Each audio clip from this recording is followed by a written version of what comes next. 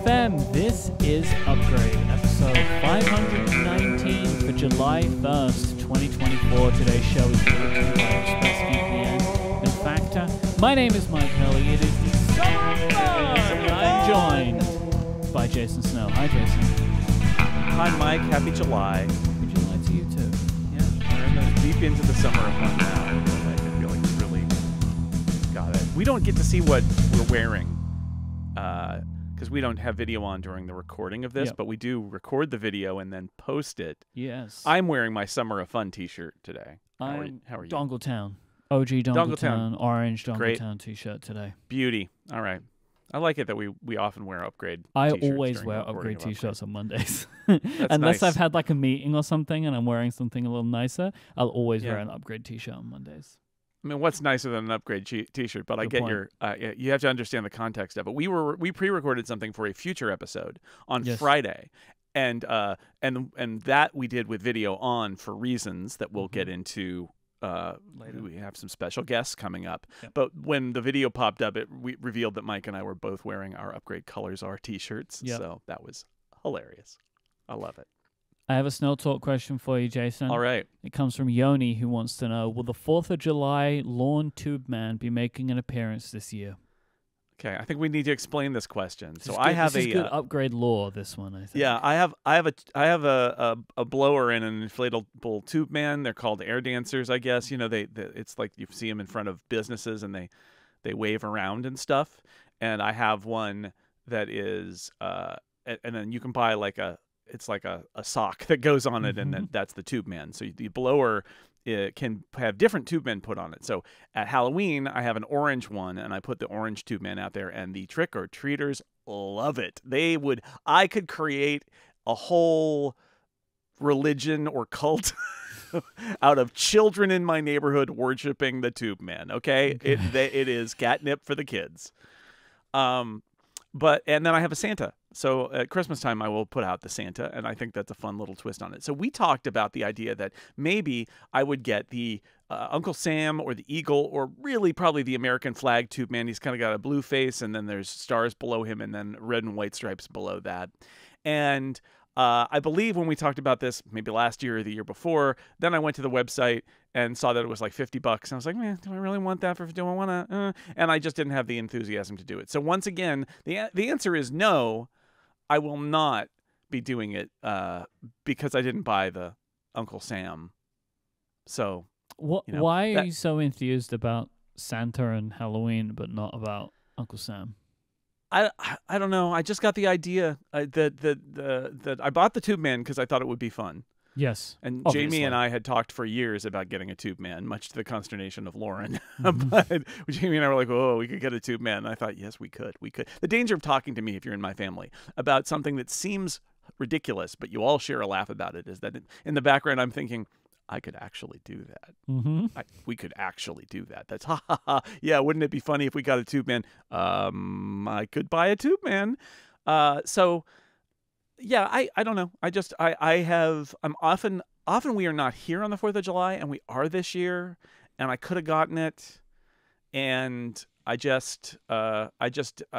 look at the price and I think, do I want to do this? And it's always after 4th of July, and I'm like, do I want to store this away for a future? I should absolutely do it though. But we'll figure it out. Oh, but Mike, speaking of the 4th of July, Yep. it's time for the American quiz. Mike, Oh no. what is the capital? What is the capital of the United States? Is it New York, Washington, D.C., Los Angeles, or Chicago? Washington, D.C. All right, correct. In which year did the United States declare its independence? Was it 1776, 1789, 1812, or 1607? 1776. Very well. Reference acknowledged. It was on the 4th of July. Now? Are we doing this now? And one more for now. Which river is the longest in the United States? Is it the Mississippi, the Missouri, the Colorado, or the Ohio? Mississippi River. Correct. Mississippi River. You got 3 out of 3 on this portion of the Upgrade American quiz. But good news, everybody. In Upgrade Plus today, if you're an Upgrade Plus subscriber, we will continue the American quiz with my little monkey sound that appears to have... Oh, the monkey died! Excellent. Mike, you This is win! the best You're the possible victor! thing. The monkey died. Wow, we're deep okay, in the lore now. Like, so last year on Upgrade Plus, on the 4th of July week episode, Jason surprised me with a big American quiz, which I think it was the American citizenship test. Yeah, we've done that. I had you identify states in a previous one. Yeah, I mean, this is what happens here. Look forward to the return of the Great American Quiz. No sound, thank you. Of our Upgrade Plus. So you go to getupgradeplus.com, and Jason's going to try and get that horrible monkey sound to work, which upsets me greatly. So we're just going to move on now. Thank you so much to Yoni for that Snell Talk question as we move into some follow-up. So we've got a bunch of follow-up about the Vision Pro and a cheaper Vision Pro, which was a conversation we had on the last episode. Robert wrote in and said, a Vision product at the $500 price point is important for a bunch of reasons, but it all comes back to price elasticity of demand. The Vision is and will be an accessory product for a long time. That is how Apple designed it. They don't want it to replace anything. Normal consumers won't pay over $1,000 for an accessory to their $1,500 laptop to use software running on the laptop. This is like the HomePod all over again. I want to read the second thing because I think they kind of go together a little bit. Matt says, I have to disagree with quite a few aspects of your discussion about the Vision Pro, specifically around its job to be done and the price. Apple has said that the Vision Pro is the future of computing. At any point in the past 20 years, Apple's current vision of computing has cost anywhere from $1,000 to $2,000. Given that, would you expect them to ever sell a $500 MacBook? Well, so is it an accessory or is it a computer is part of the question here. Indeed. Yeah. I don't think I buy, given how they pitch it right now, I don't really buy that it is an accessory. I think that if it was priced as a $500 device, it would be probably considered more of an accessory. But I think that this is part of what Apple is grappling with is what is it? Where does it fit? They don't know. One rumor that I saw was that they were even considering maybe going back to the idea of having it be partially driven by an iPhone or a Mac in the low-cost version, which is bananas to me. But like that would certainly put it as firmly as an accessory. I think if it's the future of computing, then sure, it would cost a lot. The problem is the reality, which is the getting people to buy a Vision Pro as the future of computing. Right now, they're not going to do that. They're going to buy a laptop. They're not going to buy a Vision Pro. Like, oh, should I buy a laptop or a Vision Pro? The answer is going to be almost always a laptop, right? So how do you do this in the long run?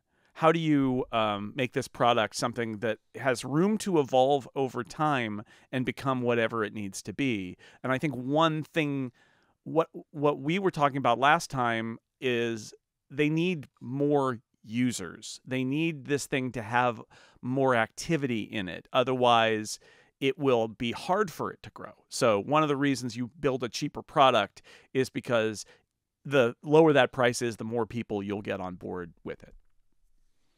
Yeah, I think it's like, I understand where both Robert and Matt are coming from, because you've got how is Apple talking about it and what are they actually doing with it?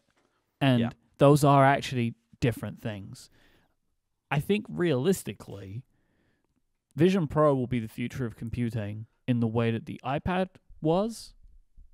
Yeah. In the sense that for some people, for a large amount of people, it provides a good enough experience to be their primary computer, but it doesn't really replace en masse what came before it.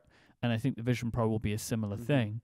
So yes, you would ideally want to put it into the kind of the pricing bucket of an iPad, which would be around $1,500. We also got a selection of feedback across Mastodon and Threads and in the feedback form about the idea of, because I've said that I don't believe that $1,500 is really a good enough price still to make a meaningful difference for the Vision Pro, right? Like that was this price that we were talking about last week. That I'm not sure how much of a difference $1,500 is to $3,500. And a bunch of people wrote in to say, like, well, a laptop costs $1,500, but kind of my counterpoint to that is there's a lot of stuff on Mac OS. There's a lot of stuff. Yeah. right? And there's a big inbuilt platform of apps and experiences that are known to work in that environment. Plus, there is all of the inbuilt social contract around using a laptop, right? Where, like, yeah, you could use all of your web apps inside of a Vision Pro, but you're gonna do that at the office? Like, I just not at the moment. I'm not really sure that the Vision Pro replaces it, and neither is there really enough of a unique software ecosystem, like enough of one to justify it. And I don't know if 1,500 as a price point would actually get there. So I want to actually read a quote from an article that you wrote.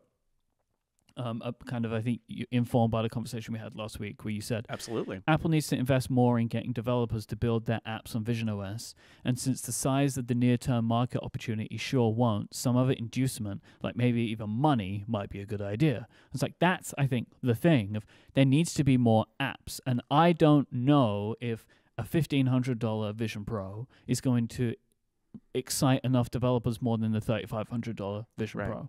I think what Apple needs to do is actually give the developer kits that they seem to suggest they would give, and they seemingly never did in a large enough kind of. I don't think you gave enough of them out, basically, and I think that could be something that could make a difference. You need more applications. Maybe a way to do that is to give a bunch of developers free Vision Pros. Maybe that will encourage them enough to do it. Right. It might not even need to be a public program. It could literally be approaching interesting app developers and saying, we see you haven't done anything with Vision Pro. We can get you one, please. And yeah, that would be a way. Apple Arcade is a way that you can drive some of this, because that's a place where Apple actually does pay developers essentially to do apps on their platform.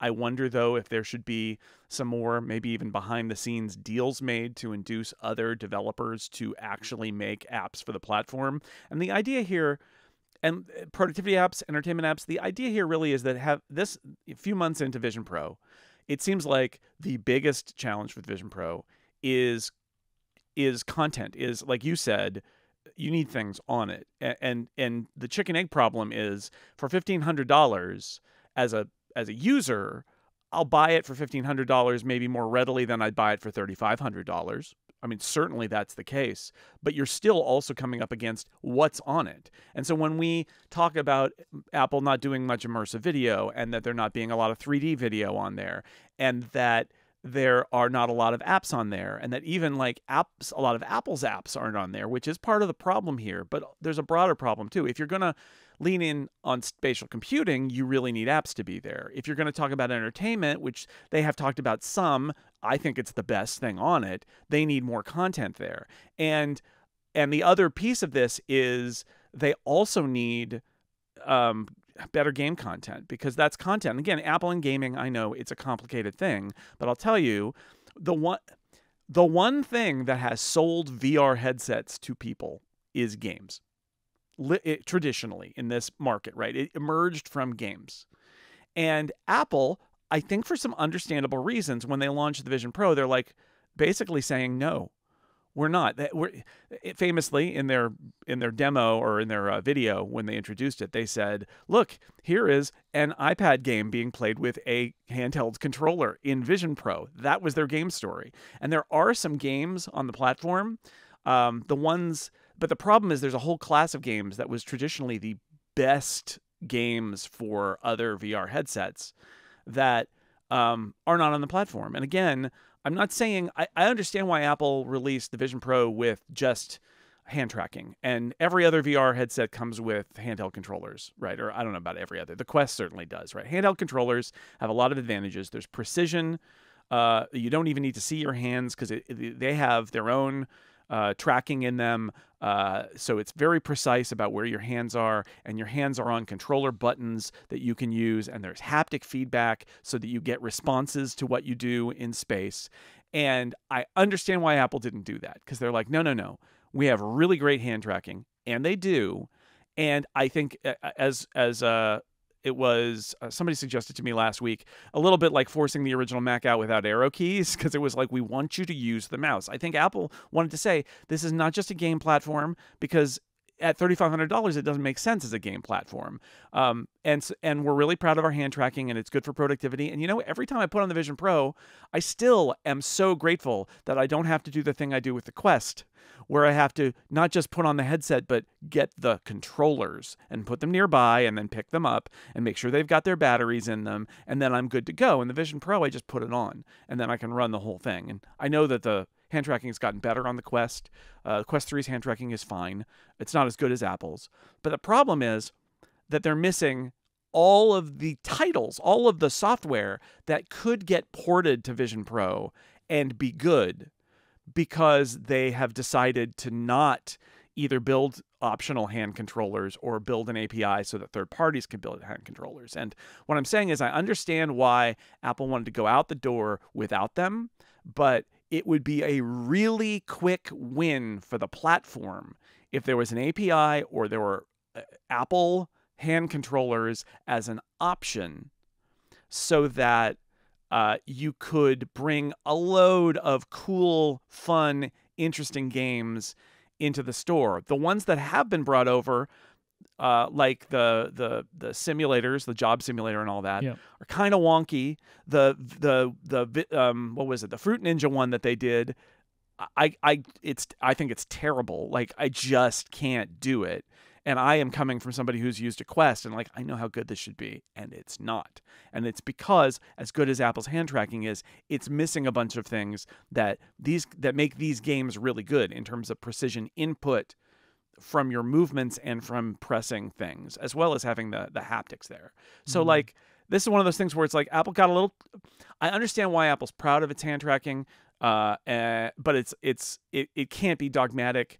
I'm really reminded of the whole idea of the Apple Pencil, right? Remember, if you see a stylus, they blew it, right? The whole point of that was a touchscreen shouldn't have to have a stylus. It shouldn't be mandatory. Well, a VR headset shouldn't have to have hand controllers. Absolutely true, 100%. Yep. However, the Apple Pencil makes the iPad way better, and it's not a condemnation of the touch on the iPad. It's because there's certain things where you want a little more precision, and the ergonomics make more sense. And so optionally, you can add the Apple Pencil. And if I'm looking at what they could do to Vision Pro as they're trying to get the price down to make it more valuable, allowing hand controllers to exist for the platform so that you get a bunch of games in there on top of your immersive video that is coming, right? It's coming, right? There's going to be more of that. Always. And more 3D video. And also, yes, productivity apps and all those things. Like, at this point, if you're in charge of Vision Pro, I feel like you need to be finding every possible way to sell a $1,500 headset by the end of next year. And that includes getting a bunch of those games. Like, they've got that relationship with ILM Interactive. They did What If. Well, could they get Vader Immortal to come over? That's a lightsaber game. You can't really do it without hand controllers. But, could they? I don't know what the contracts are with their other, with Meta or whatever, if there are limits on that. But porting a bunch of really great games, or even knocking them off in the case of things that are owned by Meta and aren't coming to the platform, it just seems like this needs to be Apple's prime motivation to keep this thing going and growing, which is, I know that they're playing the long game here, but they also need some signs of life and some progress in the next 18 months. What about so if they did this, right, they were like, oh, you can come and play this game, but it requires hand controllers. Do you think that is a hurdle? Like, do you think that is a problem? Like, the requirement? It's not ideal that it's not in every box, but I had a bunch of people write to me after I wrote this article saying it's actually exactly what happened with the Apple TV, where the Apple TV, they made it that every game that was on the Apple TV at the beginning, other than Guitar Hero, had to use the Siri remote. Yes. Oh my God, yes. No. So I get it, but if Apple's not willing to put controllers in the box, and it's already a very expensive product, that's fine. I think they need to be good with the idea that there are a bunch of game experiences that get better if you unlock the third-party controller or the Apple controller that is an option. Apple has had no problem selling straps and selling puffy cases and selling optical inserts and other things for the Vision Pro. So why not sell some hand trackers you can boast about that you built or you built for Belkin or or whatever. So I get it, right? It's not as clean as saying these games are available, because it's these games are available asterisk. But right now, they're already having to tell the story of, well, this game plays a lot better if you pair a controller to it, right? They literally had a paired third-party controller. Has some games that only work with a controller. For sure. Now.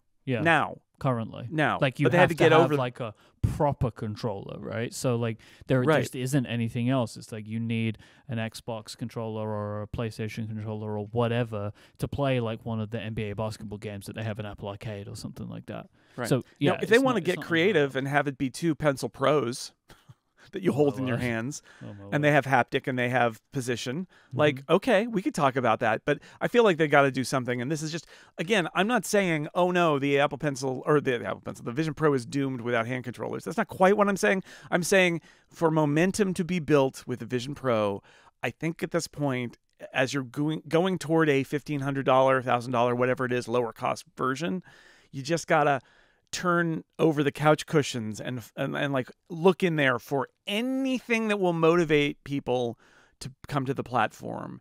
And some of it is video content, and some of it is apps, and motivating developers to be on the platform is part of the story. And this to me seems like another quick win. I'm not saying it's easy, but I'm saying it looks like the amount of effort required to do it would probably get paid back by the amount of software you'd be able to put on your platform.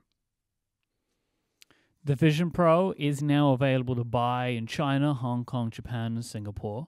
And pre-orders are available for Australia, Canada, France, Germany, and the UK.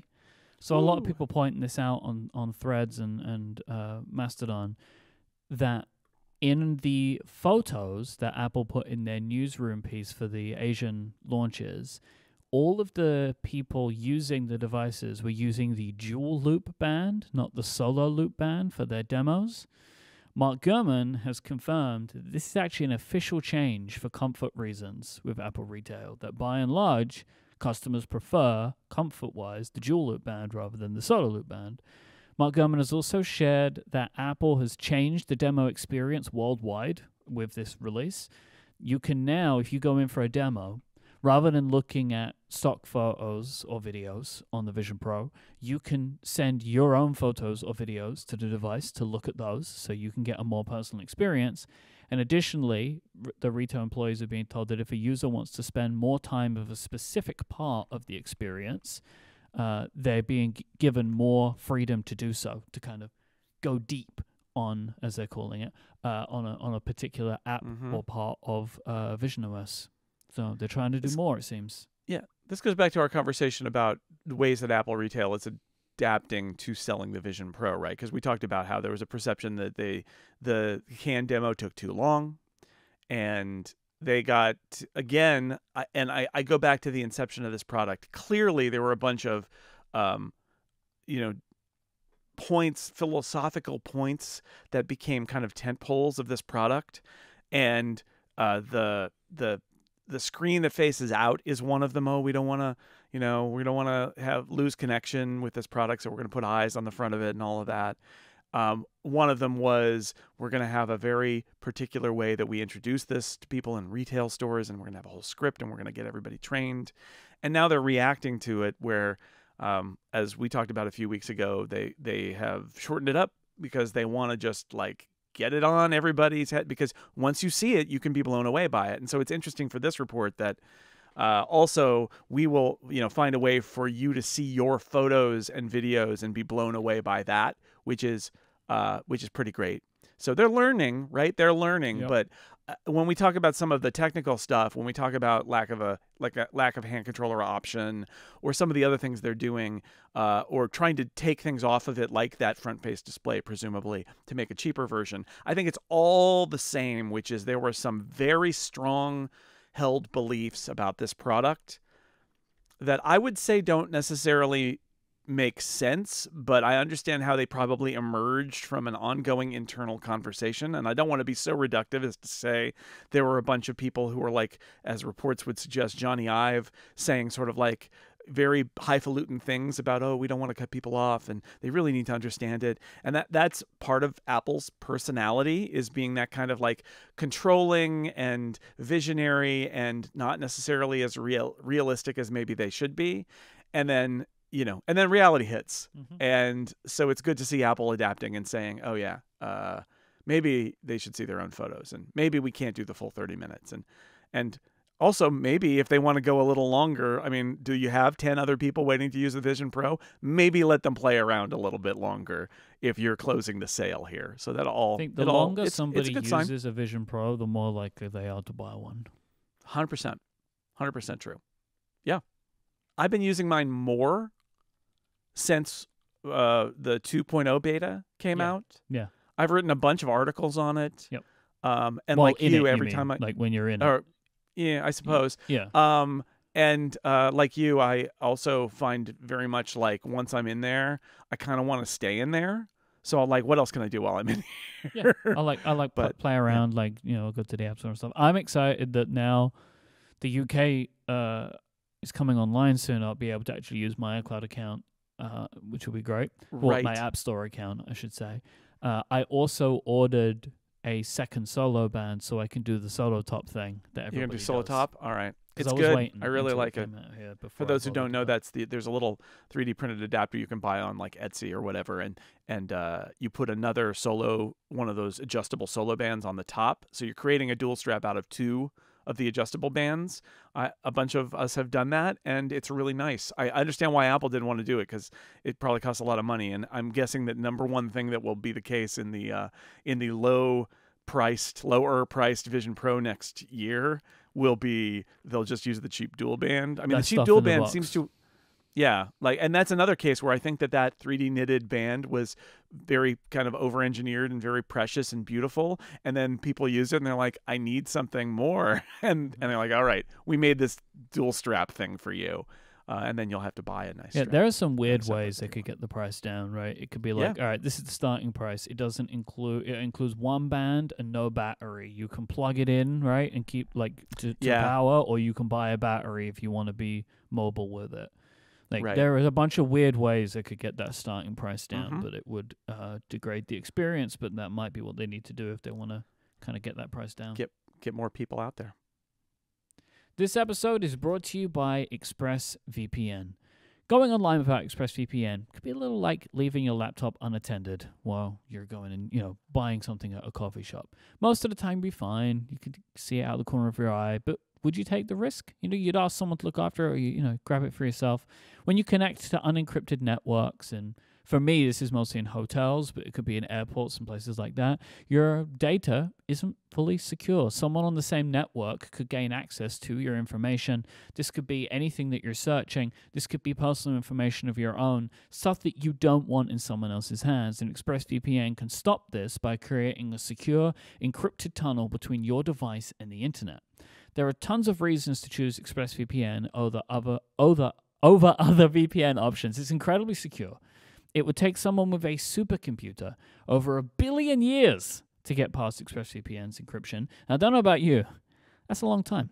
It's easy to use, ExpressVPN is. Just fire up the app, click one button, and you're protected. I keep it in my menu bar on my Mac. And whenever I'm somewhere, if I'm in a coffee shop, if I'm in a hotel, if I'm in an airport, I make sure to turn on ExpressVPN, because then I feel comfortable. I'm sharing a network with everyone. I don't know what's going on in that network. I want my information to stay private. It's very easy to do that. And ExpressVPN works on all your devices, your phones, laptops, tablets, and more, so you can stay secure on the go. Plus, it's been rated #1 by top tech sites like CNET and The Verge.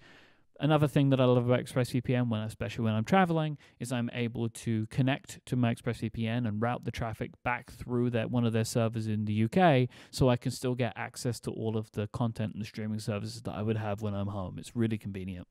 Secure your data online today by visiting expressvpn.com/upgrade. That is expressvpn.com/upgrade, and you can get an extra 3 months of ExpressVPN for free. Secure your online data today. Go to expressvpn.com/upgrade. Our thanks to ExpressVPN for their support of this show and Relay FM. It's time to lawyer up, Jason Snell. Clunk, clunk. So we mentioned on the last episode that we were recording a few days in advance, and we expected that the European Union would be publishing something, and they did. The EU has found Apple in breach of the DMA over a variety of reasons, including their anti-steering rules. They have also announced that they are investigating the core technology fee and all of the steps that Apple make users go through to install alternative app marketplaces, which is another form of steering. The European Union is essentially unhappy with the ways in which they're saying Apple is limiting the ability for developers to freely enable alternative payment methods and sideloading of apps without also needing to accept the new business terms, which they are also unhappy with. When I was reading through the European Union's press release that they put out, it felt like they were taking every element that Apple has done to comply and say, we're not happy with this. And what it kept bringing me back to was the term malicious compliance, right? Which we were talking about when Apple first put out their DMA response, where for weeks, me and you were sitting here on this show and picking it apart and being like, I don't know about that. I'm not sure about that. And this term was being used a lot online about malicious compliance, which is like they're essentially complying with what the European Union is asking them to do, but they're doing it in such a way that makes it very unattractive for developers to want to opt into this or users to want to opt into this. And it seems like the European Union is saying exactly that. Right. Yeah. I mean, this is the question: is how do they handle this? And we talked about Apple's approach here of basically doing as little as possible and engineering things in a way that it changes what Apple does as little as possible. And I think some of this maybe comes down to the way that the DMA is written and the way the regulation works. Yep. Where it seems like they're basically expecting a company to embrace what they've been told to do to the fullest extent and do it. And I look at that and think, how would you expect a company to react to that? It's unrealistic. Of course, Apple's going to do the minimum it can to fulfill the law while retaining as much control as possible. Of course, they're going to do that.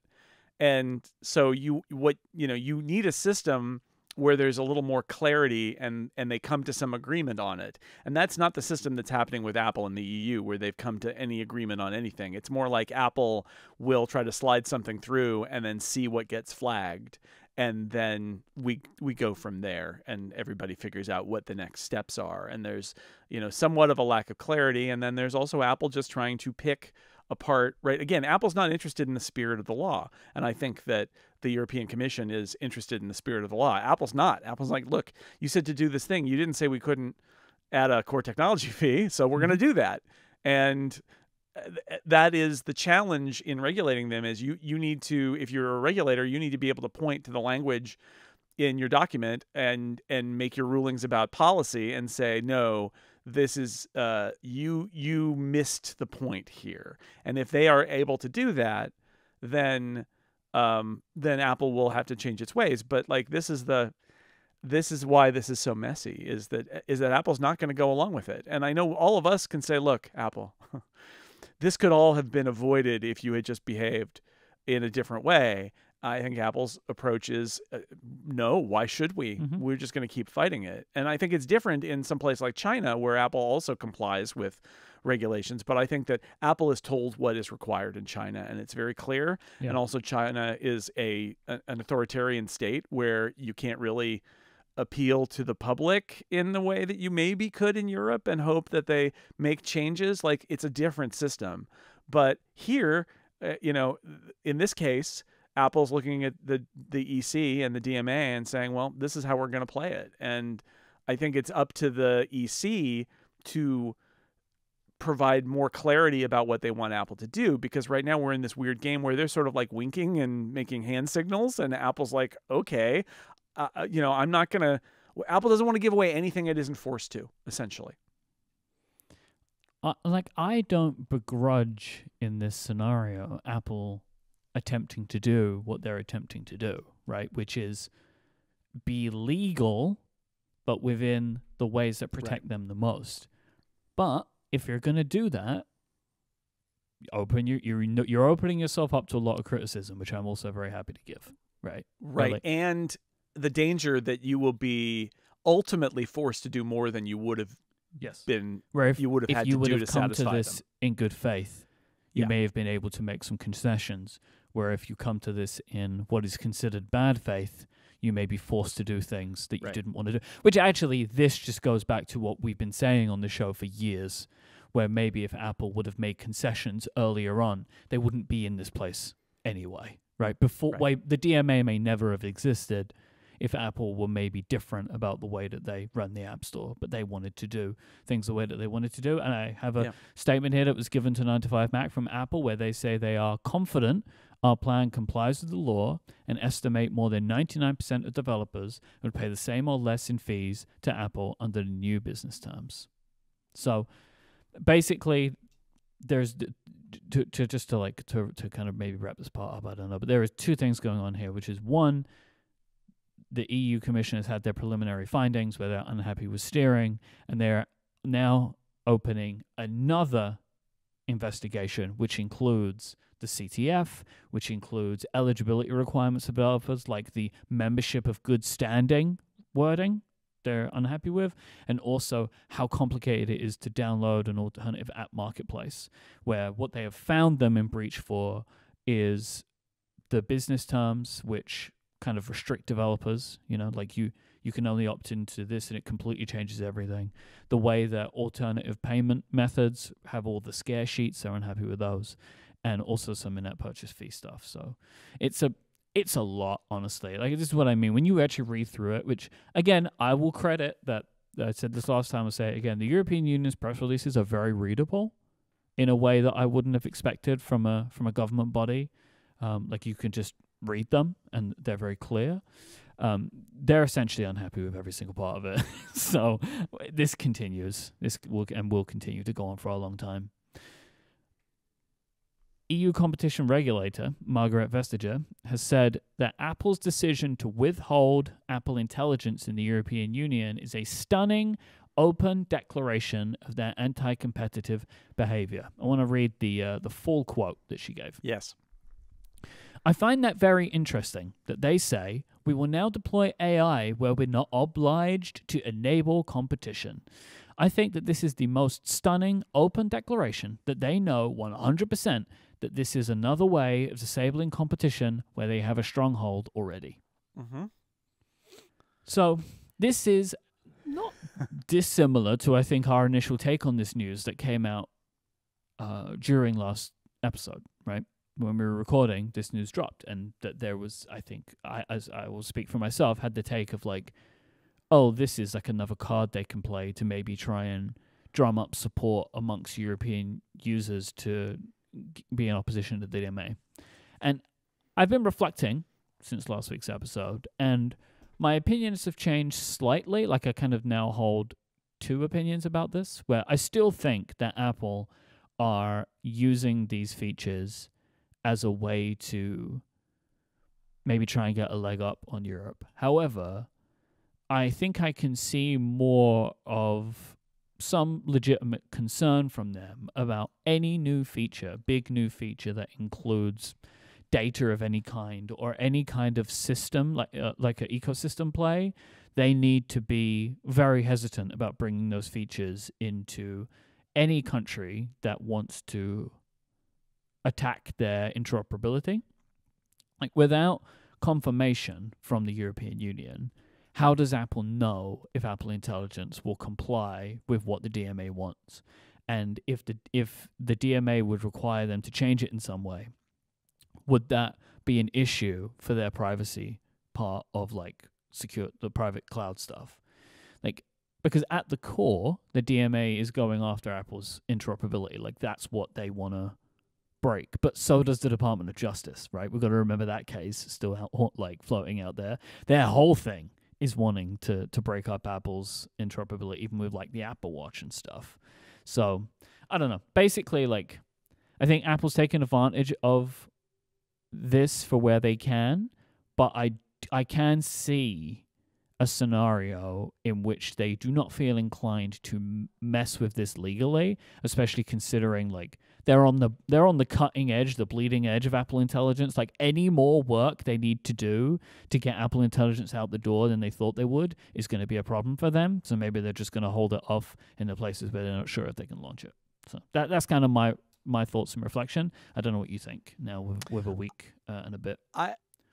This statement from Margaret Vestager is a moment where I thought, like, I have been very open to some of what the EC is trying to do, because it's addressing a lot of criticisms that we've had about Apple's control over its market and over the App Store, and some of the arbitrary rules that it sets that we think are unfair. Mm-hmm. And so I've been inclined to say, yeah, shake it up, right? Like, make Apple, you're right, these things are kind of unfair and Apple should do better. But this quote makes me realize that the vision that she has, and perhaps that the regulators, that work in this group have, is much broader than that. And I think I'm deeply troubled by it, because first off, what she's saying here is, anytime Apple withholds any feature from the EU, they are telling on themselves, that they are revealing that is a plan to disable competition. Everything Apple has withheld they're doing it because it was another feature designed to disable competition. And she's really kind of patting herself on the back here about, like, protecting people from evil Apple, where everything that they do is another way, using her words, of disabling competition. The problem with that is, what you said is true. What Apple's doing is trying to ship features and build features and ship them. And in this case with AI, they are on a desperate push to ship features quickly. And what she's saying is, oh, it's all part of a scheme by Apple. And the truth is, no, it's a tech company building features, in this case, very quickly. And I don't know what she wants. I don't know, because if what she wants is that Apple should, where's the competition? Apple should allow other models access to the personal data that's being kept on your device? Or is it other models should be able to be used instead of Apple's model? Or, I don't know where this goes, but I think it suggests an attitude that tech companies who have been named as gatekeepers should no longer launch features that aren't completely open to competition, which sort of turns Apple's maintenance of iOS into running a public utility, instead of being a tech company that is competing with another large tech company for control and success in this platform, in smartphones. And making Apple some sort of electric company where the idea is, oh, well, you've got a lot of regulation and you're a public utility and everything you go through has to be approved and all of that. And, like, Apple's shipping new features. Tech companies can't ship new features that are just an open slot with, we don't know whether those features will work or not. Will anyone care or not? Once you ship an API, you're sort of going to maintain it, or do they have to maintain it forever? What if they have to change it? Is that anti-competitive to change it and make all their alternatives change to sort the new API? Like, this statement by her suggests a level of contempt for Apple doing what it does, which is build products, thinking that they are the ones, the regulators are the ones who can tell tech companies how to make software features work. And it's, I think, delusional. So I will see what happens here. I think the truth is that Apple, I also think they're bent out of shape because Apple announced a bunch of features without talking to them first, because Apple's not going to talk to them first. It's going to release it on its own schedule. The risk for Apple is that this all comes to pass. The risk for Apple is that what the EU says is, no, you read it right. You are going to have to internalize us and build every feature you're going to build on this plan of open competition, that is the future. You are going to be building a public service in your operating system. And the danger is that not only do they have to do that in the EU, but then they start to have to do that in lots of other parts of the world until ever. And I'm not saying, I mean, there's a way to say what's the danger in competition? And what I would say is, no, I mean, competition is good, but Apple's whole thing is that they build interesting features that people want to use. And I'm telling you that if what Apple has to start building are public utility features that are mandated, where it's an empty box that you can plug something in from Apple or something else, they're going to build a lot fewer features, and they aren't going to be very good, because that's not what Apple does. Apple's trying to build an integrated product. And what you want to stop is Apple abusing its power in one area to break companies in other areas. But what you should not do is prevent Apple from making features. And this is what the danger is here. So I was open last week to the idea of like, oh, well, Apple's doing some politics here, but also presumably that they will analyze this and they'll talk to the regulators and they'll say, does this comply or not? And that they're giving the regulators the opportunity to say, that screen sharing thing is fine. Don't worry about it. Just go ahead and ship it. But when I see this comment, and she's going out, she's been fighting them a long time. I'm sure she's frustrated, and she's not going to have this job, I think, much longer. I think she's going to get replaced. I think her term is ending or something like that.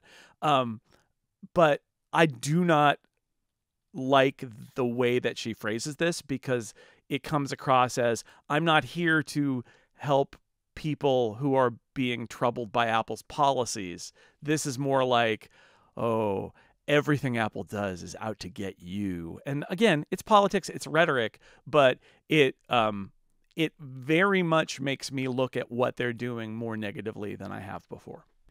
I see this statement kind of, to me, is like similar to an opportunity she's taking in the same way that Apple took its opportunity to hold these features back. Like, this is all politics, it's all grandstanding, right? Like, she is. Yeah. Oh yeah, 100%. She's punching back. She's punching back, right? And she's like, "Oh, look at them."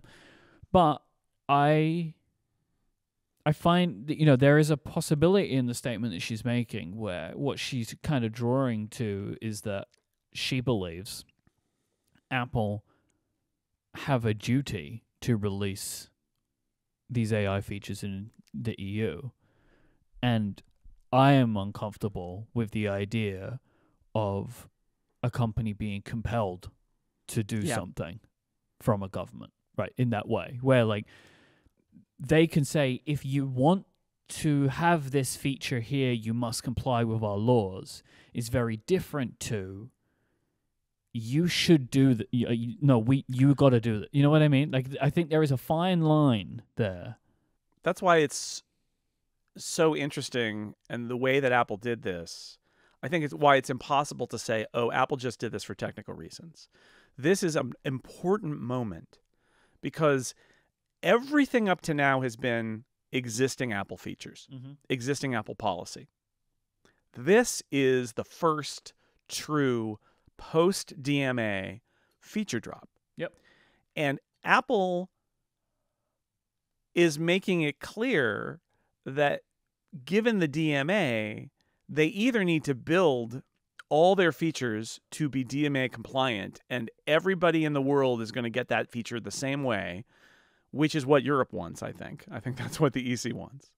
Or Apple's going to build the most compelling product they can and then figure out whether it's going to be okay in Europe or not. And the result is going to be that Europe is going to lag behind in some of these features.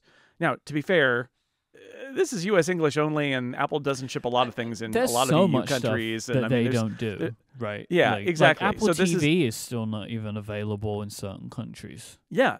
Oh yeah, absolutely. So it's more of that, but I think it is also Apple saying, this is how we're going to play our game, is we're going to build our features the way we want, and then we'll figure out whether we need to make, like, we're not going to delay a feature for a year, especially not AI where they absolutely have to ship it. We're not going to delay a feature in order to build it up with all of the things that we think that the European Commission might have a problem with, like, that is no way to build a feature. So I think Apple is saying, we're just going to build our features and you tell us what's wrong with them, and then we'll see. And so then logically, the regulator's response to that is to stamp her feet and throw a tantrum because she wants Apple to do what she wants. And Apple's saying, no, we're not going to do it that way. And we are going to withhold features. She knows that makes them look bad. It absolutely does make them look bad because now they are put in a position of being the ones who are not protecting European citizens from big bad Apple by making Apple reform, but the people who are standing in the way of new features. Yeah. And, it may not be a big deal, but it's a thing. And so her response, I think, is logical in the sense that it's basically punching back and saying, oh, well, they're doing this. It's on them. They're doing this because they're evil, basically, instead of they're doing this because we have a very confusing set of rules and they don't know what to do, even if that's the case. But again, it's politics. I get it. I hope that there's a mechanism behind the scenes for features like this, once they've been announced, to have that conversation and say, what do you think? Will this fly? Because that's at the core of this is, Apple's basically putting down features and saying, this is our feature. And do you object? And there's no structure for that. Apparently, it's just backroom dealings, meetings. I don't know. Mm-hmm. I also just wanted to note, just because I think this is an interesting thing to be aware of for now and see where it goes over the next few months.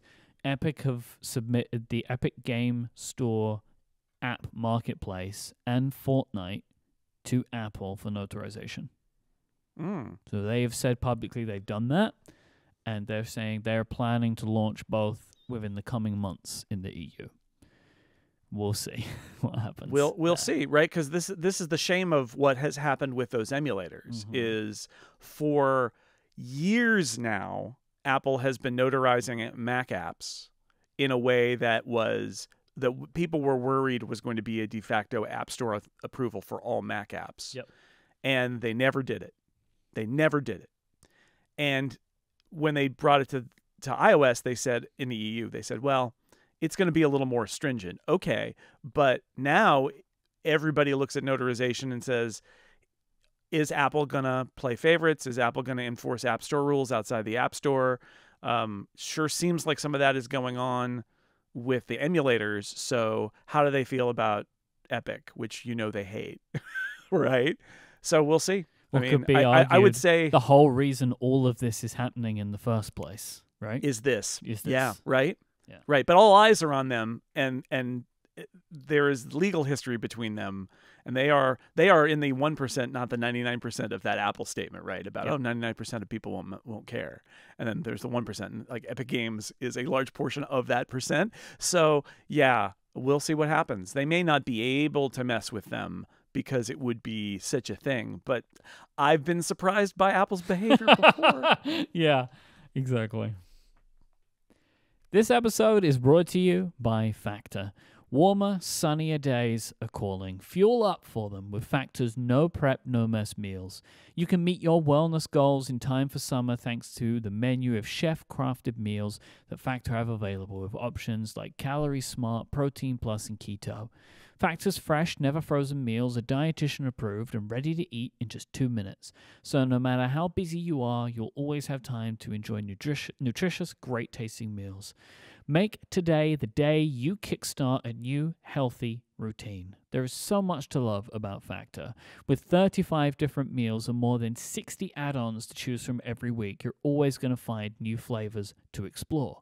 You can reach your wellness goals this summer, for this season, with dietitian-approved meals and ingredients that you can trust. And why not treat yourself to restaurant-quality meals that feature premium ingredients like filet mignon, shrimp, and blackened salmon? You can keep kitchen time to a minimum, too. Factor meals are ready in just 2 minutes. No shopping, prepping, cooking, or cleanup. So enjoy effortless support for your lifestyle to choose from 6 preferences to help you manage calories, maximize protein intake, avoid meat, or simply eat well balanced. Jason, I know that Factor is a favorite in the Snell household. Yes, I think there's no better endorsement, and I'll just say it again, than the fact that we get the Factor meals in, put them in the fridge, and then they disappear because my wife works outside of the house, the garage that I work in. She goes to the library where she works, and she's got to have a lunch every day. And those factor meals were like, look, I get a lot of podcast stuff that comes in, and people are like, oh, you get free podcast stuff. Well, yeah, it varies. You're like, oh, what's the weird thing that the podcast industry has said is this week for an advertisement? So tried the factor stuff, and she was immediately like, no, this is really good. This is the most positive reaction she's had to any of these things. And very rapidly, I could not have very many of them for my lunches because she just took them away because they're that good. And the ingredients are that good, and they reheat and still taste good, which I think, I don't know what magic they're doing, but I think it goes down again to the quality of the ingredients. This is not the kind of stuff where you get a frozen dinner somewhere and you heat it up and you're like, it's not very good. And it's like, it's actually good. So good that I can't keep them in stock in my refrigerator. They just disappear. They walk right out the door every morning and go to the library to be consumed by someone who is not me. Head over to factormeals.com/upgrade50 and use the code upgrade50 to get 50% off your first box plus 20% off your next month. That's the code upgrade50 at factormeals.com/upgrade50 and you'll get 50% off your first box plus 20% off your next month while your subscription is active. Our thanks to Factor for their support of this show and Relay FM. Rumor Roundup time. Yeah. Got a bunch of stuff here today. It's a bit scattered. We'll start with Mark Gurman, who is reporting that Apple is working on bringing Apple Intelligence to the Vision Pro, but it won't be launching this year. Gurman says that the hardware capability in the Vision Pro is there. So we were wondering about this, right? That like the chips, in theory, seem like they would be powerful enough, but are they being overused? But Gurman says that the user interface is actually the main challenge here, getting that design right for the Vision Pro. And I kind of, reading between the lines, is also like it's not their main focus, and that they are, it's lower, Well, it's lower priority than the iPhone and the iPad and the Mac. And then, but as we thought, actually, when they announced Vision OS 2, I think the Vision OS track is just very different. First off, the product's only been out for a few months. And I think there's going to be more going on with the Vision Pro, hopefully, over the next year. And this is a great example of that, which is Apple not comfortable talking about Apple Intelligence on Vision Pro. I'm sure it's on the list, but they don't know how the next year is going to go. I'm sure it's on the list, right? And so this report says, yeah, they're thinking about it too. Of course they are. But number one is to get it on the iPhone. That is number one. And then number two is the Mac and the iPad. And then other stuff. So I get it. It is good news, though, right? I mean, there was some fear that it was not going to be up to the challenge. And it sounds like he did some digging and that it is up to the challenge of supporting Apple Intelligence. So speaking of the list of priorities, something that may not be on that list at all is the HomePod. Marcus shared that Apple is currently not working on adding these features to the current HomePods because technically it just can't. Like, which is not a surprise. So underpowered. It's not enough RAM, not enough processor. So why would you build? I mean, like a bunch of last year's iPhones don't support it, let alone a HomePod from a while ago. So this is a really interesting question. I think I'm going to write an article about this. Is Siri fragmentation, right? The idea that we're going to enter an era where some of our devices have new Siri and some don't, right? You've got, maybe if you've got a qualifying Mac and iPad and iPhone, you'll have it on all. But what if you have like an M1 Mac, but an iPhone 15 and an M2 iPad? And so like your iPhone doesn't have it, but your iPad and your Mac do. And then you throw in the HomePod and the Apple Watch, and it gets even wilder, right? Maybe you bought the latest and greatest, and all of your Mac, iPad, iPhone, the trio, have it. The trio, the Trinity. The Trinity. The Apple Trinity. The intelligent Trinity. But who's on the other side of that, right? Who's on the outside? Well, the HomePod and the Watch are on the outside, and they're both Siri-driven, at least in part, devices. They're devices where Siri matters way more than it does on those other devices. What are they going to do? And I think it's a really interesting question that they did not address at all. And I had a few ideas of how they could do it. They could just not do it and say, you know what? Yeah, Siri sucks on the HomePod. Sorry.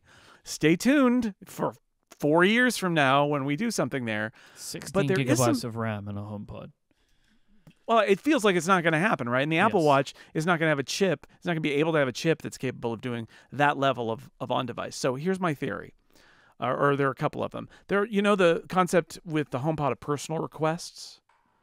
Yep. The idea there is that you're linking your iPhone essentially to the HomePod, and it can make requests, and it's essentially using the information on your iPhone to do it. I wonder if there is a way to revise the HomePod's firmware so that if there's a device on the network with Apple Intelligence, it basically farms it out, right? It basically says, hey, here's the command, give me back the response, and have it. And if they could do that and have it be low enough latency that the HomePod is basically a conduit for an iPad or a phone or even a Mac, but probably just like a phone, that the HomePod would then be smarter. Now, it does mean that if that phone leaves the house and somebody wants to use the HomePod, it's dumb again, Siri fragmentation again. But it would be good to do that. The other way to do it would be to adjust their thing where they, you've got 5 different Apple devices listening for your command all at once. And then it figures out contextually kind of like what device is supposed to actually get that command. You could tweak that if you were Apple so that in situations where there was a device listening with Apple Intelligence, that it would always take it over the other devices, right? It's like, oh, there's a watch, a HomePod, and an iPhone 15 Pro. And I say, hey, lady, ahoy telephone, play this song. Mm-hmm. And have it go to the iPhone always because the iPhone is more capable. And maybe it says, do you want me to play that on this HomePod that's here in the room with us? And that would be great. So I feel like there are ways that Apple can do this. And the watch would be a similar sort of thing. The watch, if it's connected to its phone. Now, again, cellular watch, that's a lot harder. Can it phone home with cellular? What are the delays there? Maybe it just gets dumb if it's not near its phone, buddy. But I feel like there's some stuff they could do. The question is, will they do any of that? Or are they like, no, too busy, too busy on just shipping it. We're not going to worry about those other devices. And my guess is that it's going to be both. My guess is this is all going to ship and it's just going to be Siri fragmentation all the way down. And that's just how it is. It's going to be a mess for a while. But I could see how maybe next year at WWDC, they say, here's a new thing we're going to do where we're going to intelligently process based on what device you've got, where the Apple Intelligence processing happens. It's also possible that they could do something where they send it to the cloud, right? Because that's a thing that they're not doing now, where some devices, they could, but they're not doing now. The idea that, right now a model will process it right now. I mean, in the future when this actually happens, but model processes it and says, oh, this is going to be in the private cloud compute and this is going to be local. And all the devices are the same for that. Right, the iPhone 15 Pro and an M4 iPad and an M2 Max Mac all will just do the same thing. It'll either be on device or remote. But you could have an update for the watch that just, if there's no phone nearby or even if there is, just does private cloud compute for all of it. Yep. But again, they're too busy building those servers now just to do the certain tasks. Like they're not there yet. So that's my guess, is that they're going to do something that allows HomePods and Apple Watches to partake of Apple Intelligence without actually running it the same way that these other devices do. But it's not going to happen this cycle, probably, because the Apple is just working hard as they can to even ship it. And then maybe next June, they're like, hey, new feature of next year's watchOS, next year's HomePod OS is they will talk to a device that does Apple Intelligence, or they'll talk to the cloud. I think that's how they're going to have to do it, because I don't think they're going to ship a HomePod with 8 gigs of RAM and an M1 processor. I just don't think they are. And I don't either, unless this really is the future of computing, and every device has to take this massive jump, right? Never say never. Yeah. Never say never, but I think that given the cost of the HomePod and the market that it's in, they'd probably rather Yes. find a way to use your other Apple devices or the cloud rather than put all of the hardware specs in a music player. Yeah. And the watch is another problem, right? Like the watch, just the battery. I mean, you can't. These specs are beyond anything that a watch can do now, or I think in the reasonable future. Mm-hmm. So better off finding a hybrid approach to that. But it's just not going to be there for a while, I think. And we're going to have these stories, these Siri fragmentation stories are going to happen where it's like, oh, I said this thing and dumb Siri answered. And that's going to be a thing. It's going to happen. I think the savior of this scenario where they have these devices that just can't do it is that there are logical ways of dealing with this, right? As you laid out, right? Which is that you either go to the cloud for everything from a certain type of device, or you find the device that can answer the question. Like right. And it's not like, especially with the Apple Watch, like Apple's been here before. That was what the Apple Watch was completely, and still sometimes is, depending on what you want. For sure. And there's a precedent here with the personal request thing on the HomePod of saying, I need information that a HomePod doesn't have. Can I attach this? So you could do that. Joe Steele points out the Apple TV is another example of this too. Like you could have that idea of, and it would be a setting, right? So you'd be like, no, I don't want this to know about all the stuff that's on my phone. It's like, okay, you don't have to do that. But if you set that up, that Apple would be able to have its constellation of like these ancillary devices either go to the cloud or go to the smart device that's in your network that's right over there. And in the background say, I'm using your iPhone's brain here, and I'm using the semantic index on that iPhone to answer your question, even though I'm an Apple TV or an Apple Watch or a HomePod. Mark Gurman has also shared that Apple continues to work with Google on a Gemini partnership for iOS 18, and it could be ready to announce this fall. This feels to me like something that they would be pretty well fit, and I imagine they would probably like to try and match up to do during the iPhone keynote, like when they reintroduce iOS 18 again, so like we also now have Google Gemini as an option as well as ChatGPT. Although I don't think Google Gemini has the social awareness and interest that ChatGPT has, but it's at least something else they can offer. Google does have a hardware event next month in August. I think it's going to be really interesting to see, because it's Pixels, right? What their response is going to be with Gemini baked into their devices. I think that's going to be interesting. Gurman has another report at Bloomberg saying that Meta has been ruled out from a partnership perspective. That Apple believes Meta's privacy policies are not stringent enough to be trusted through a partnership for integrating their Llama model. Yes, also they hate them. This is what it is. I mean, honestly, like, this just feels like something where these companies don't like each other, because I would be very keen to understand how Meta is worse at their privacy with LLMs than OpenAI, Google, or any of the other potential companies like Anthropic that they might work with. Like, realistically, like, I don't know what is Meta doing that Google's not doing, for example, right, around for privacy. I don't buy this. This just feels to me very much that like Tim Cook and Mark Zuckerberg hate each other, and that's just the way this is going to roll. I think that Apple more broadly just views Meta as a company that doesn't value privacy at the same level that Apple does, and will not. And this is following up, by the way, there was a Wall Street Journal, I think, report that said Apple talked to Meta, which is very weird because it wasn't like when or what, and then Gurman just came out the next day and said that's not happening. So whatever their source was, somebody at Meta was like, yeah, we called Apple about using our AI and we haven't heard back, but you never know. And then Gurman's like, no, that's not going to happen. Moving on from Apple Intelligence, the Elec, which is a Korean website, has reported that Apple is looking for new suppliers for the type of OLED display that they use in the Vision Pro. These are the inside panels, so what you're looking at with your eyes, not the outside panels.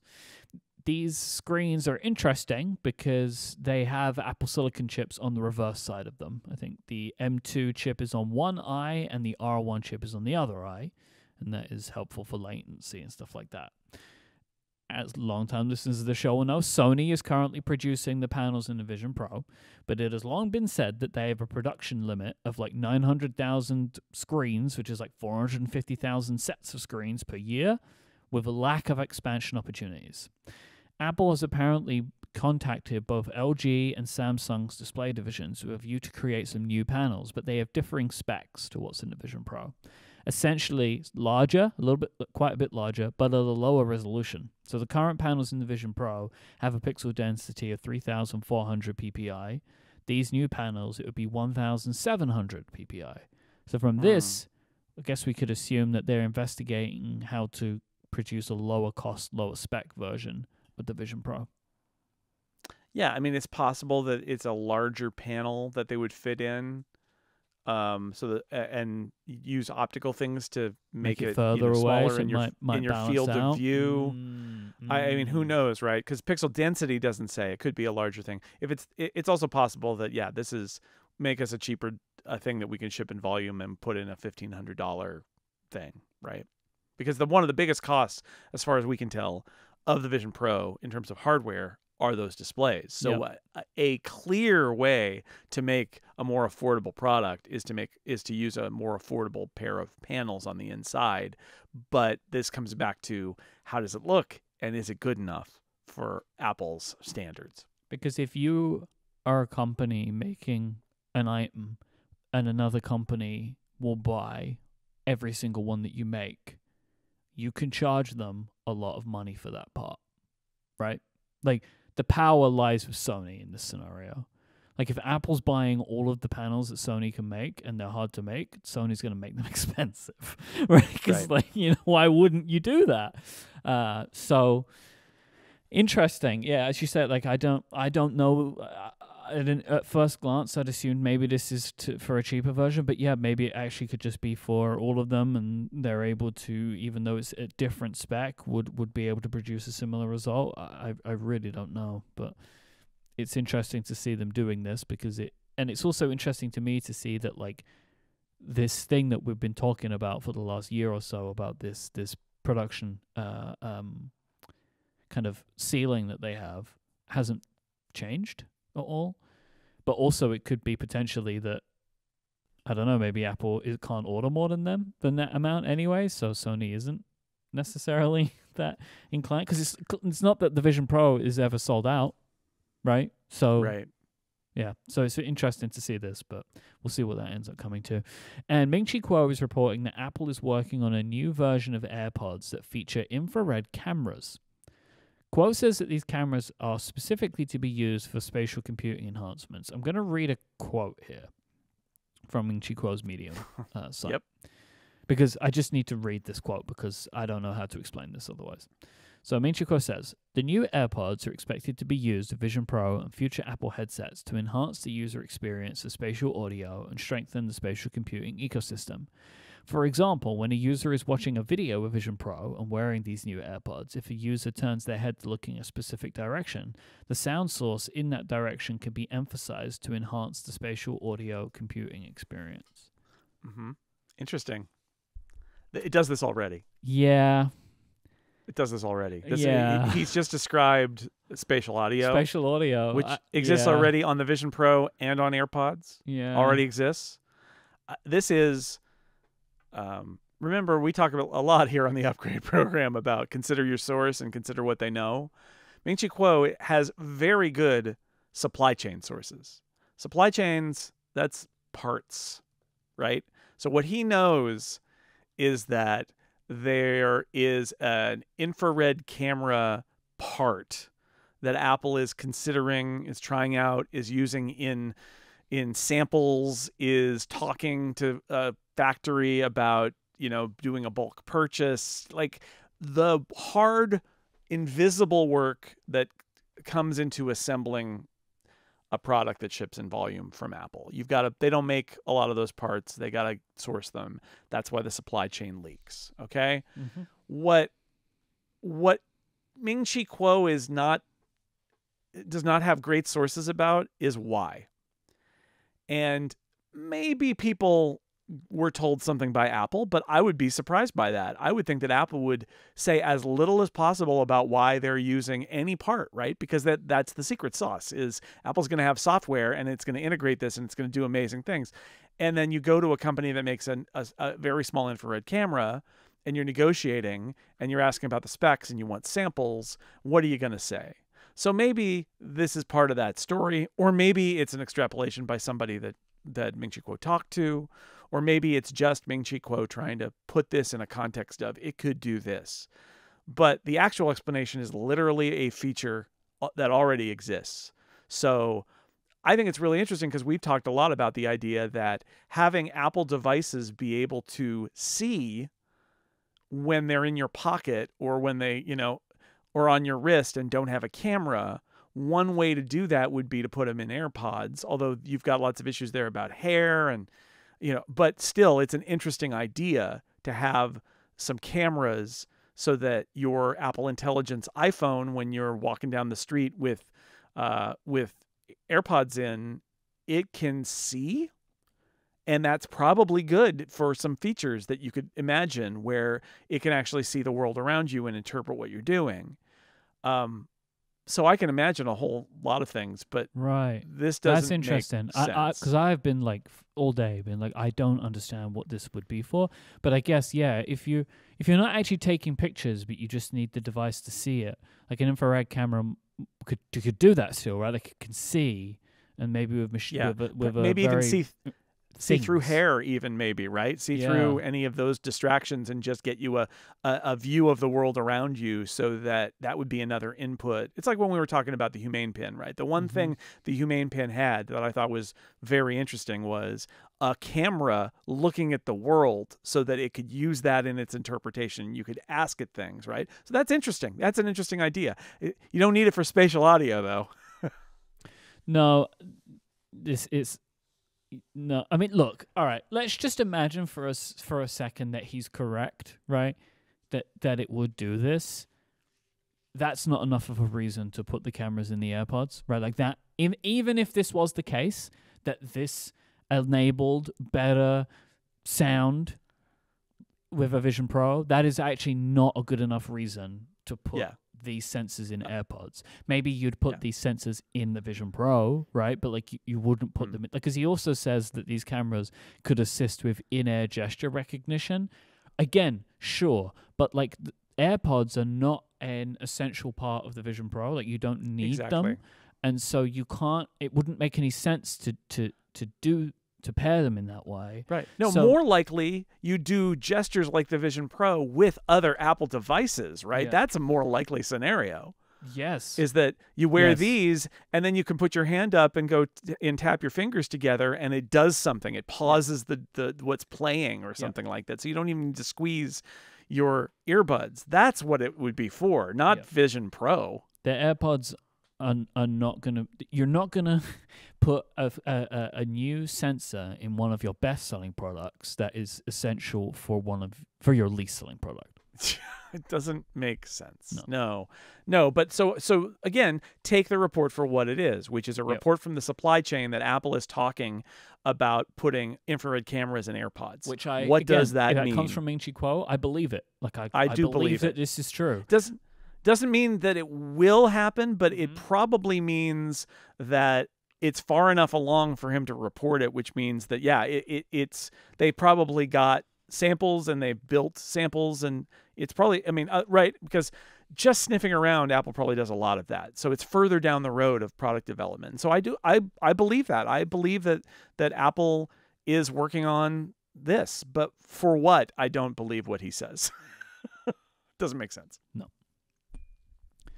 If you enjoy this show and you would like more of this show, there's an easy way to get it. Just subscribe to Upgrade Plus. You'll hear no ads, and every single week you will get bonus content. Every episode of Upgrade Plus includes an additional segment or two that we'll do at the end of the show. And if you subscribe to Upgrade Plus, you'll get it. This week, I expect we're going to continue the American quiz for me. So if you want to hear me answer some USA trivia questions, it's very easy. Go to getupgradeplus.com and sign up. You will get access to the entire back catalog, which is now like you can go back for 4 years and hear ad-free and extra content from all of the episodes we've produced since we started this. You get access to the Relay FM members Discord. You get some bonus podcasts that are only available for Relay FM members, and tons more benefits. But also you'll be helping support the show. So if you really love Upgrade and you want to support the show, please go to getupgradeplus.com and you can sign up there, and we appreciate if you will. Let's finish out today with some Ask Upgrade questions. First comes from Matthew, who says, this is a big question, but I just wanted to get your first thoughts on it. Do you think Apple will ever make another product as successful as the iPhone?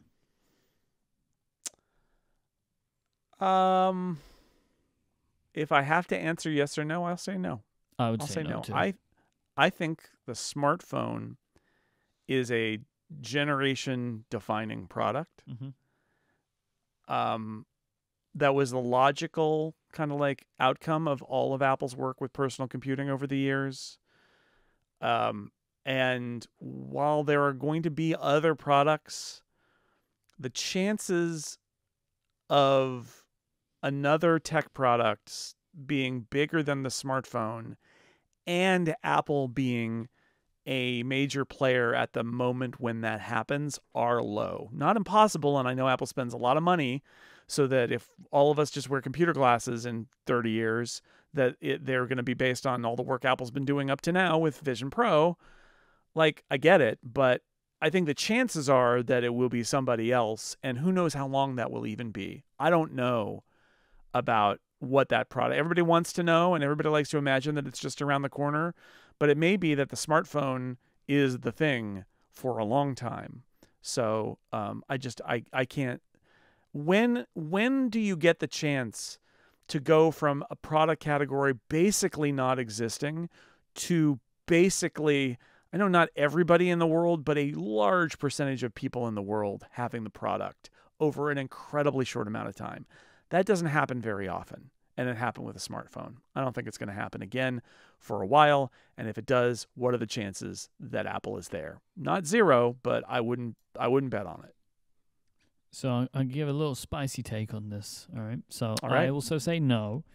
And I think Apple would be a better company and would make better products if they were able to let go of this idea. I also think they would be more likely to make a product as successful as the iPhone if they stopped trying. Interesting. Yeah, I mean, there's something to be said for how much diversion Apple has done on cars and on Vision Pro and things like that instead of their core products. Mm-hmm. And would their core products more naturally emerge if they weren't busy playing those big bets, you know, on the deep stuff that may never happen? I think that's an interesting take. I no way to prove it right or wrong, but yeah, there is a question like maybe Apple being Apple. Like, I don't think that Apple made the iPod thinking, well, this will get us into mobile devices and rehab our brand and eventually we'll be able to make a phone. Like, I don't think they did that. I think they did that where they're like, hey, do you see this hard drive? We have like a music player, right? We just bought that music player, Sound Jam, and made iTunes. Like, let's do it. We could make a product around this hard drive. Like, it emerged from kind of nowhere and similarly, and went right, somewhere. The iPhone was like they were trying to make a tablet computer, right? And they couldn't do it, so they made a phone instead. Yeah. Started with a phone. Yeah, yeah. So there's an argument that there's some serendipity involved, and that placing a big bet on a category that you just sort of think might be something later is not going to give you serendipity. Yep. What I'm saying is stop trying to make iPhone happen. It's essentially what it happened. At. Jad asks, are you guys planning on giving the new Apple Mail a chance? Oh, I use Apple Mail on the iPhone and the iPad, so I will use it there, right, and give it a try. But honestly, if MimeStream comes out for iOS, it might not be a try for very long. Fool me once, shame on me. Fool me twice, shame on Apple. That's what I say. What? No, that's not a saying. Well, anyway, Not I've yet, tried no.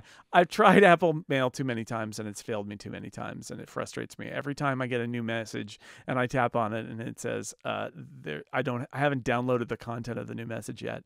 I just get so mad at it. So I can't see it. I've moved on from Apple Mail, so yeah, I may end up using it on my phone and my iPad, but that's it. What about you? It's interesting. I have a currently changing relationship with email, like where I'm using it and what I'm doing with it. At the moment, where I'm doing my email is on my Mac and sometimes on my iPad, not on my iPhone, and I use Spark for this. The reason I use Spark initially had been for team sharing features, and I still do that, but increasingly less as my responsibilities have changed at Relay. So like initially there was a lot more conversation between me and Carrie, who was at the time kind of like my advertising assistant, about the way that things are done. But now that Carrie is like runs that part of our business entirely, I am less involved in sharing emails back and forth with her that I'm receiving about ads. But now I use Spark for a bunch of other things that it does as well, like their automatic categorization of messages. Well, Apple Mail they're saying it will do that, so that's interesting to me. And I am intrigued about their email summarization stuff. I think it could be pretty cool. So I am actually willing to give it a chance. Like I want to see what it's all about when it launches, because I think it will give me everything I need except for team sharing. But over time, my requirement for team sharing is becoming less and less and less. Where really now I could just forward an email to Carrie like you would back in the old days, But because we used to have a lot of inline conversations about emails, but that is happening way less frequently. So I'm willing to give it a shot, because I think for the first time in years, they've actually announced some genuine features for Mail which are interesting to me, and some stuff that I've not seen other people do, like the idea of giving you the summary in the inbox of an email instead of the first couple of lines of a message, which I think is genuinely a very smart thing to do. So I'll be willing to give it a go. All right. I mean, like I said, I use it on my phone and my iPad, and so I look forward to seeing those features there. And I'm not so sure about my Mac. I'll try it out for the purposes of the review, but I'm very happy with my third-party mail client. I like MimeStream. I just can't use it as my only email client, because I also use iCloud email, so I can't use it. And John wants to know, have you put on your Quest since you bought the Apple Vision Pro? I have. Okay. I have not used it as much as I actually would like, because I kind of miss some of the stuff that I used to use it with. It's just it's very hard for me to like find headset time in general, and then I feel like if I'm going to do headset time, I need to do Vision Pro headset time, but I do miss some of the games, especially. Right. I have tried it though, and what struck me about it is that it's better than I thought, having used the Vision Pro. I think it's fine. I think for the price, it's actually kind of great. The quality isn't as good, obviously. The hand tracking without controllers is not as good, but it's functional in a way that when I got the Quest 2, especially, like, it was not. That they've obviously put some work into having you be able to use hand tracking and not use the controllers, but really it is a controller first, I would say, experience. But it's and they're trying more mixed reality things. Like it's fine. I did not put it on and go, ooh, ick, this is terrible, and get it away. I didn't do that. But I do find, I mean, I'll reference my rant earlier about hand controllers just to say, that's what I miss with the Vision Pro, is all those games that are really enabled by precision input that it doesn't offer. So that's like my ping pong game, Beat Saber, stuff like that. So I had a Quest Pro, which I was using mostly for work and meeting stuff. I've not put it on since I got the Vision Pro. And that was, for me, the big thing is that if I use the Quest Pro for an hour, I would get a headache. I don't know what exactly it was that was making that happen, but it is not a thing I feel with the Vision Pro at all, and I have used the Vision Pro for much longer periods of time. But I do miss Horizon Workrooms, which was the app that me and Gray would sometimes use to have meetings. I like the focus that it had around working, and everything you needed was inside of the application. Like, I know that, and I have had, calls and meetings with people using spatial personas. Like, we had one just last week, and I can replicate all of the features individually with different apps and experiences, but Workrooms did a really good job of making everything right there. So, like, there was a whiteboard feature that you could just bring up inside of it. They had like these office environments that you would sit in, which just felt good. Like, there were desks and stuff. Like, it felt like a meeting more than like we're hanging out on the beach together, which the Vision Pro is like. They were like, you're in a shared space. You could bring your computer like in front of you. You could share it with other people really easily. Like, it was just a purpose-built app for meetings, which I have not found something that replicates those features on the Vision Pro, but I way prefer a spatial persona call and how they look and feel to how the Horizon Workrooms calls look. Like, I don't like the avatars and stuff like that. I much prefer actually the floating heads and hands of my friends, and me and Jason can high five now, and it makes fun sound effects when you do it. So. I mean, it does make a sound effect when if you headbutt somebody or you put your hand in their face, it does not make a fun sound effect. But if you touch hands, it does. It should just be like, if you do that, right? Yeah. Like, to try and like stop you from doing it, but it doesn't. If you would like to send us in a question to answer on a future episode of the show, or you have some follow-up or feedback, please go to upgradefeedback.com and you can fill out a form there and send it in. Thank you to everybody that does this every week. I appreciate you. You can check out Jason over at sixcolors.com. You can hear his shows here on Relay FM and theincomparable.com. You can hear me on Relay FM too. You can check out my product work at cortexbrand.com. Jason is at jsnell, JSNELL. I am at imyke, IMYKE. If you would like to watch video clips of the show and see the Upgrade t-shirts that we wear every single week, and also I'm assuming there will be a clip of when Jason launched the America quiz on me, so you'll see how red my face went when I understood what was happening. Tables are turned. Yes, you can see this on TikTok, Instagram, and YouTube, where we are at Upgrade Relay on all of those. Thank you to our members who support us every week of Upgrade Plus. Go to getupgradeplus.com to learn more. Thank you to Factor and ExpressVPN for the support of this episode. But most of all, thank you for listening. Until next time, say goodbye, Jason Snell. Goodbye, Mike Hurley.